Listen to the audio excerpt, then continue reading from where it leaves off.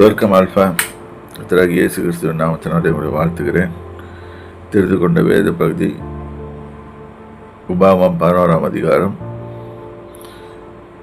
24வது வசனத்திலிருந்து வாசிப்போம். உங்கள் உள்ளங்கால் மிதிக்கும் இடமெல்லாம் உங்களுடையதாக இருக்கும்.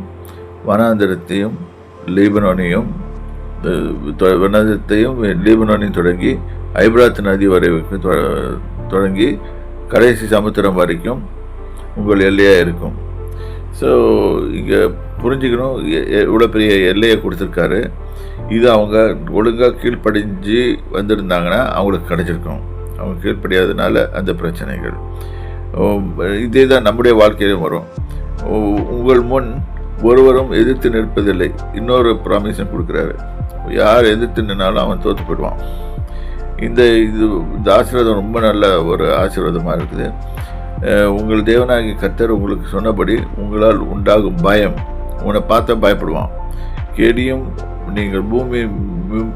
நீங்கள் மிதிக்கும் பூமியின் மேலெல்லாம் வர பண்ணுவார். நம்ம எங்கெங்கே போய் பண்ணுறோமோ அங்கங்கே இது பண்ணுறோமோ அதெல்லாம் அங்கெல்லாம் வருவார்.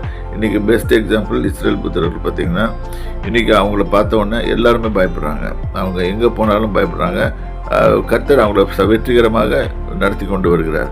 ஏனென்றால் அன்றைக்கு அவர்களோடு ஆபிரகாம், ஈசாக்கு, யாக்கோபு என்ற பன்னிரண்டு உடன்படிக்கையை கர்த்தர் நினைவு கொண்டு அதை செய்து கொண்டிருக்கிறார்.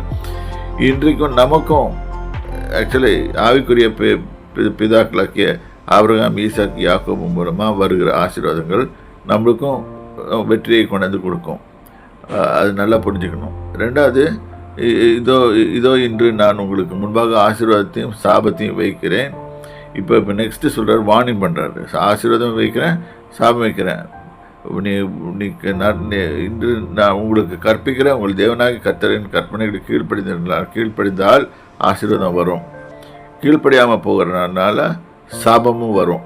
ஆகவே நம்ம ஜாக்கிரதையாக இருக்கணும். தேவனுடைய வழிகளிலே நடக்க அவரை பின்பற்ற ஜாக்கிரதையாக இருக்க வேண்டும். கர்த்தர் உங்களை ஆசீர்வதிப்பாராக. கர்த்தருடைய பரிசுத்த நாமத்துக்கு ஸ்தோத்திரம்.